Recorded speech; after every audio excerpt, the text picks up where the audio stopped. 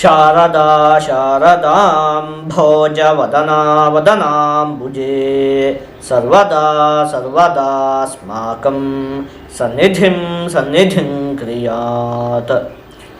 ವೃಶ್ಚಿಕ ರಾಶಿಯವರೆಲ್ಲ ಹೇಗಿದ್ದೀರಿ? ಎಲ್ಲ ಕೂಡ ಹುಷಾರಾಗಿದ್ದೀರಲ್ವಾ? ನಾವು ಈ ಜನವರಿ ತಿಂಗಳಲ್ಲಿ, ಈ 2026ನೇ ಸಾಲಿನ ಜನವರಿ ತಿಂಗಳಲ್ಲಿ ನಿಮಗೆ ವೃಶ್ಚಿಕ ರಾಶಿಯವರಿಗೆ ಏನೇನು ಫಲಪ್ರಾಪ್ತಿ ಆಗುತ್ತೆ ಅಂತೆಲ್ಲ ನೋಡೋಣ. ಮೊದಲು ನಾವು ಈ ತಿಂಗಳಲ್ಲಿ ನಡೆಯುವಂಥ ಗ್ರಹಗಳ ಬದಲಾವಣೆಗಳ ಬಗ್ಗೆ ತಿಳಿದುಕೊಳ್ಳೋಣ. ಈ ತಿಂಗಳ 12ನೇ ತಾರೀಕಿನಂದು ಶುಕ್ರ ಗ್ರಹ, 14ನೇ ತಾರೀಕಿನಂದು ರವಿ ಗ್ರಹ, 15ನೇ ತಾರೀಕಿನಂದು ಕುಜ ಗ್ರಹ, 17ನೇ ತಾರೀಕಿನಂದು ಬುಧ ಗ್ರಹ ಮಕರ ರಾಶಿಗೆ ಪ್ರವೇಶವನ್ನು ಮಾಡ್ತಾ ಇರುವಂಥದ್ದು. ಇದಿಷ್ಟು ಈ ತಿಂಗಳಲ್ಲಿ ನಡೆಯುವಂತಹ ಪ್ರಮುಖವಾದ ಗ್ರಹಗಳ ಬದಲಾವಣೆ. ನಾನೀಗ ಇದನ್ನೆಲ್ಲ ಆಧರಿಸಿ ಈ ಗ್ರಹದ ಒಂದು ಚಲನೆಗಳನ್ನೆಲ್ಲ ಗಣನೆ ಮಾಡಿ ನಿಮಗೆ ಮುಖ್ಯವಾಗಿ ಈ ತಿಂಗಳಲ್ಲಿ ಪ್ರಾಪ್ತಿಯಾಗುವಂತಹ ಒಂದು 10ರಿಂದ 11 ಅಂಶಗಳನ್ನು ಪಟ್ಟಿ ಮಾಡಿ ಇಟ್ಟಿದ್ದೀನಿ. ಈ ತಿಂಗಳಲ್ಲಿ ನಿಮಗೇನೇನು ಫಲಗಳು ಪ್ರಾಪ್ತಿಯಾಗೋದಕ್ಕೆ ಅವಕಾಶ ಇದೆ ಅಂಥೇಳಿ ಅದನ್ನು ಈಗ ನಾವು ನೋಡ್ತಾ ಹೋಗೋಣ. ನೋಡಿ, ಈ ಜನವರಿ ತಿಂಗಳಲ್ಲಿ ಇಂಜಿನಿಯರಿಂಗು ಮತ್ತು ರಕ್ಷಣಾ ಇಲಾಖೆ ಅಂಥೇಳಿ, ಆದರೆ ಈ ಪೊಲೀಸ್ ಆಗಿರಬಹುದು ಅಥವಾ ಸೈನಿಕರಾಗಿರಬಹುದು, ಈ ರೀತಿಯಾಗಿ ಮತ್ತು ಶಸ್ತ್ರಚಿಕಿತ್ಸೆಯನ್ನು ಮಾಡುವಂತಹ ವೈದ್ಯರು, ಅದರಲ್ಲಿ ಅಂದರೆ ಸರ್ಜರಿ ಮಾಡುವಂತಹ ವೈದ್ಯರು, ಇವರಿಗೆಲ್ಲ ಈ ರೀತಿಯಾದಂತಹ ವೃತ್ತಿಯನ್ನು ಮಾಡುವಂತಹ ವ್ಯಕ್ತಿಗಳಿಗೆಲ್ಲ ತುಂಬ ಚೆನ್ನಾಗಿ ಅಭಿವೃದ್ಧಿ ಎನ್ನುವಂಥದ್ದು ಉಂಟಾಗುತ್ತೆ. ಜೊತೆಗೆ ಭೂಮಿಗೆ ಸಂಬಂಧಪಟ್ಟಿರುವಂತಹ ವ್ಯಾಪಾರ, ಅಂದರೆ ಈ ರಿಯಲ್ ಎಸ್ಟೇಟು ಇತ್ಯಾದಿಗಳನ್ನು ಮಾಡುವಂತಹ ವ್ಯಕ್ತಿಗಳಿಗೂ ಕೂಡ ಈ ಒಂದು ತಿಂಗಳು ತುಂಬ ಚೆನ್ನಾಗಿದೆ. ವಾಹನಗಳಿಗೆ ಸಂಬಂಧಪಟ್ಟಿರುವಂತಹ ವಿಷಯದಲ್ಲಿ ನಿಮಗೆ ಒಂದಷ್ಟು ಹಣದ ವ್ಯಯ ಉಂಟಾಗುತ್ತೆ. ವಾಹನದ ವಿಚಾರಕ್ಕೆ ಅಷ್ಟೊಂದು ಚೆನ್ನಾಗಿಲ್ಲ, ವಾಹನಕ್ಕಾಗಿ ಒಂದಷ್ಟು ದುಡ್ಡಿನ ವ್ಯಯ ಉಂಟಾಗುತ್ತೆ. ಅಂದರೆ ನಿಮ್ಮ ವಾಹನಗಳು ಪಂಚರ್ ಆಗುವಂಥದ್ದು ಇರಬಹುದು, ಅಥವಾ ಅದರಲ್ಲಿ ಯಾವುದೋ ಒಂದು ಭಾಗಗಳು ಹಾಳಾಗುವಂಥದ್ದು ಇರಬಹುದು. ಒಟ್ಟಲ್ಲಿ ವಾಹನಕ್ಕಾಗಿ ಒಂದಷ್ಟು ದುಡ್ಡು ವ್ಯಯ ಅಂತ ಹೇಳುವಂಥದ್ದು ಈ ತಿಂಗಳಲ್ಲಿ ಉಂಟಾಗುತ್ತೆ. ಮುಖ್ಯವಾಗಿ ನಿಮಗೆ ಈ ತಿಂಗಳಲ್ಲಿ ಏಕಾಂತದಲ್ಲಿ ಆಸಕ್ತಿ ಉಂಟಾಗ್ಬಿಡುತ್ತೆ.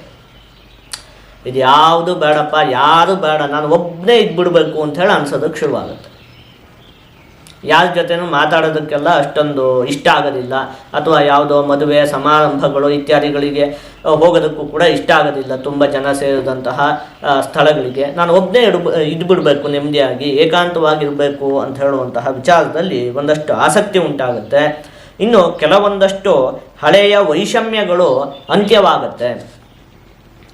ನೋಡಿ, ಯಾವುದಾದ್ರ ಜೊತೆಗೆ ಒಂದಷ್ಟು ಗಲಾಟೆಗಳೆಲ್ಲ ಉಂಟಾಗಿ ಏನೋ ಮಾತನ್ನು ಬಿಡುವಂಥದ್ದು, ಅಥವಾ ನಾವಿನ್ನು ನಿಮ್ಮ ಮನೆಗೆ ಬರೋಲ್ಲ, ಆ ಕಡೆ ಬರೋದಿಲ್ಲ, ಈ ಥರ ಎಲ್ಲ ಒಂದಷ್ಟು ವೈಷಮ್ಯಗಳೆಲ್ಲ ಉಂಟಾಗಿರುತ್ತಲ್ಲ, ಅವುಗಳೆಲ್ಲ ಒಂದಷ್ಟು ವೈಷಮ್ಯಗಳು ಅಂತ್ಯವಾಗುವುದಕ್ಕೆ ಅವಕಾಶ ಇದೆ. ಇನ್ನು ನೀವು ಮಾಡುವಂತಹ ಕೆಲಸ ಕಾರ್ಯದಲ್ಲಿ ನಿಮ್ಮ ಸಂಗಾತಿಯ ಸಂಪೂರ್ಣವಾದ ಬೆಂಬಲ ನಿಮಗೆ ಈ ಮಾಸದಲ್ಲಿ ಪ್ರಾಪ್ತಿಯಾಗುತ್ತೆ. ನಿಮ್ಮ ಪತ್ನಿ ಅಥವಾ ಪತಿ ನಿಮಗೆ ಸಂಪೂರ್ಣವಾದ ಬೆಂಬಲವನ್ನು ನೀಡ್ತಾರೆ ಈ ತಿಂಗಳಲ್ಲಿ.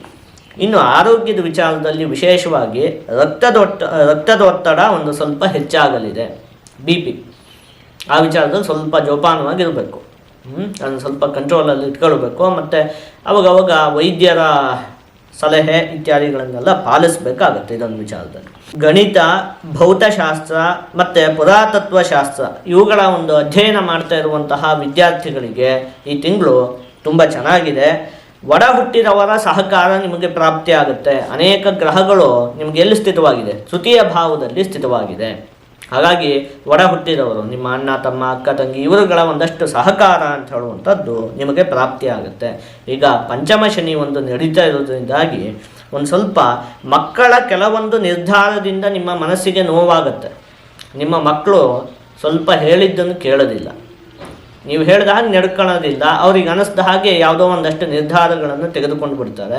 ಅದರಿಂದ ನಿಮಗೆ ಒಂದಷ್ಟು ಮನಸ್ಸಿಗೆ ನೋವುಗಳು ಉಂಟಾಗುವುದಕ್ಕೆ ಅವಕಾಶ ಇರುತ್ತೆ.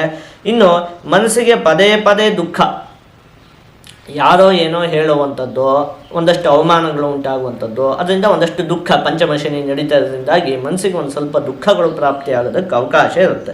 ಹಾಗಾಗಿ ನೀವು ಆದಷ್ಟು ಸಮಯವನ್ನು ಧ್ಯಾನ ಮಾಡುವುದರಲ್ಲಿ ಅಥವಾ ಭಗವಂತನ ಸ್ತೋತ್ರ ಇತ್ಯಾದಿಗಳನ್ನು ಪಠಿಸುವುದರಲ್ಲಿ, ದೇವಸ್ಥಾನ ಇತ್ಯಾದಿಗಳಿಗೆ ಹೋಗುವುದರಲ್ಲಿ ಕಳಿಬೇಕಾಗುತ್ತೆ. ನೋಡಿ, ಈ ಥರದ ಅಭ್ಯಾಸಗಳನ್ನು ಇಟ್ಕೊಳ್ಬೇಕು. ಇಲ್ಲದೇ ಮನಸ್ಸಿಗೆ ತುಂಬ ದುಃಖಗಳು ಉಂಟಾಗೋದಕ್ಕೆ ಅವಕಾಶ ಇರುತ್ತೆ. ಈ ಥರ ಮಾಡಿದರೆ ಮನಸ್ಸಿಗೆ ಒಂದು ಸ್ವಲ್ಪ ನೆಮ್ಮದಿಯಾದರೂ ಪ್ರಾಪ್ತಿ ಆಗುತ್ತೆ. ಈ ಪಂಚಮಶನಿ ನಡೀತಾ ಇದೆಯಲ್ಲ, ಹಾಗಾಗಿ ಆಗ್ತಾ ಇದೆ 1 ವರ್ಷದಿಂದ.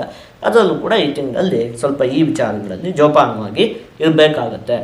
ಆದಷ್ಟು ನೀವು ಈ ತಿಂಗಳಲ್ಲಿ ಆಂಜನೇಯ ಸ್ವಾಮಿಯ ಆರಾಧನೆಯನ್ನು ಮಾಡಬೇಕು. ನೀವು ಹೀಗೆ ಮಾಡಿದರೆ ನಿಮಗೆ ಯಾವುದೇ ಅಶುಭ ಫಲ ಅಂತ ಹೇಳುವಂಥದ್ದು ಪ್ರಾಪ್ತಿಯಾಗುವುದಿಲ್ಲ.